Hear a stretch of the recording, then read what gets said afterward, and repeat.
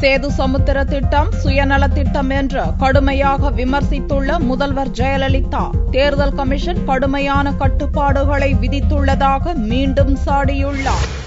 அதிமுக பொதுச் செயலாளர் தமிழக முதல்வர் ஜெயலலிதா சனிக்கிழமையன்று தஞ்சாவூர் மற்றும் திருச்சியில் தேர்தல் பிரச்சாரம் மேற்கொண்டார். தஞ்சாவூரில் பேசிய ஜெயலலிதா திமுக வேட்பாளர் TR பாலுவை கடுமையாக விமர்சித்தார். பாலு மற்றும் திமுக தலைவர் கருணாநிதி, அவரது மகள் கனிமொழி ஆகியோரின் சுயநலத்திற்கு கொண்டுவரப்பட்ட திட்டம்தான் சேது சமுத்திர திட்டம் என்று ஜெயலலிதா குற்றம் சாட்டினார்.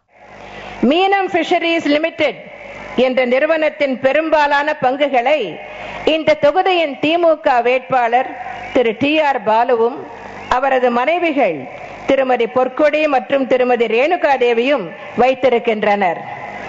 இந்த நிறுவனத்திற்கு சொந்தமாக என்ன வகையான கப்பல்கள் இருக்கின்றன என்றும் அவற்றின் ஆழம் என்ன என்றும் அவை சேது சமுத்திர கால்வாய் வழியாக செல்ல முடியுமா என்றும் சேது சமுத்திர திட்டத்தால் அந்த நிறுவனத்திற்கு எத்தகைய லாபம் கிடைக்கும் என்றும் திரு TR பாலு தெரிவிக்க வேண்டும். இதே போன்று வெஸ்ட் கேட் லாஜிஸ்டிக்ஸ் என்ற நிறுவனத்தின் பெரும்பாலான பங்குகளை திரு கருணாநிதியின் மகள் கனிமொழி வைத்திருக்கிறார். இந்த நிறுவனமும் கப்பல் சரக்கு போக்குவரத்து தொழிலில் ஈடுபட்டுக் கொண்டிருக்கிறது. மீனவர்களின் வாழ்வாதாரத்தை அழித்து இவர்களின் தொழில் வளத்தை பெருக்கத்தான் சேது சமுத்திர திட்டம்.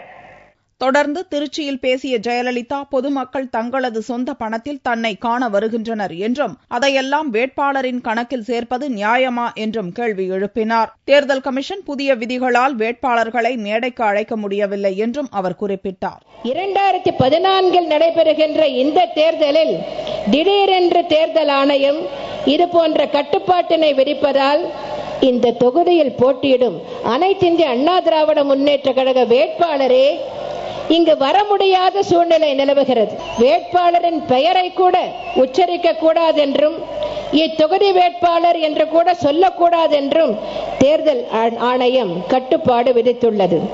தமிழ்நாடு தலைமை தேர்தல் அதிகாரி ஏற்கனவே உள்ள பழைய தேர்தல் நன்னடத்தை விதிகளின்படிதான் இந்த நடவடிக்கை எடுக்கப்பட்டுள்ளது என கூறியுள்ளார். இந்த செய்தி பத்திரிகைகளிலும் வெளிவந்துள்ளது. இதற்கு முன்னர் தேர்தல் பிரச்சார கூட்டங்களுக்கு மக்கள் வருவது தொடர்பாக எந்த கட்டுப்பாடும் இருக்கவில்லை. இந்த முறைதான் மக்கள் தாங்களாகவே தங்கள் சொந்த செலவில் வாகனங்களில் வருவதை வேட்பாளர் கணக்கில் சேர்க்கும் நடவடிக்கையை தேர்தல் ஆணையத்தினால் நியமிக்கப்பட்ட செலவு பார்வையாளர்கள் எடுக்கிறார்கள். இதைத்தான் நாங்கள் எதிர்க்கிறோம்.